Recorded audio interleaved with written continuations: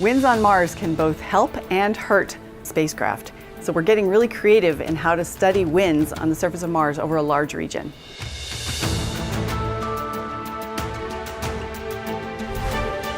We're here at NASA's Jet Propulsion Laboratory in the Space Flight Operations Facility, also known as the Dark Room.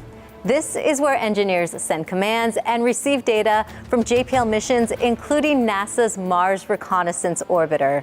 Now, detailed images from the orbiter are helping scientists better understand Martian winds. Leslie Tamppari is MRO's Deputy Project Scientist. Leslie, what are we seeing in these images? So what you can see here are dark patches on the surface of the ice near the South Polar region. And they're created by gas jets that come from under that ice up through cracks and deliver that dust out onto the ice.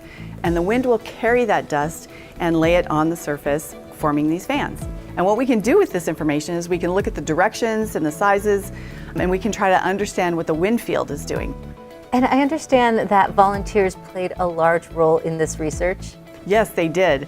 We have taken about 75,000 images over all of Mars with our MRO HiRISE camera. We used citizen scientists, 80,000 volunteers, to map these fans and map their directions and sizes. Why is it important to study wind direction on Mars? Some of our landers and rovers have had wind measurements, but only in a few locations at a few different times. But winds are very important for understanding today's climate on Mars, but also for trying to understand how the climate was different in the past. We also have huge dust storms that occur on Mars sometimes. But we don't understand why some storms become global and some don't. So we're trying to understand the wind field to try to put all these pieces together to understand Mars better.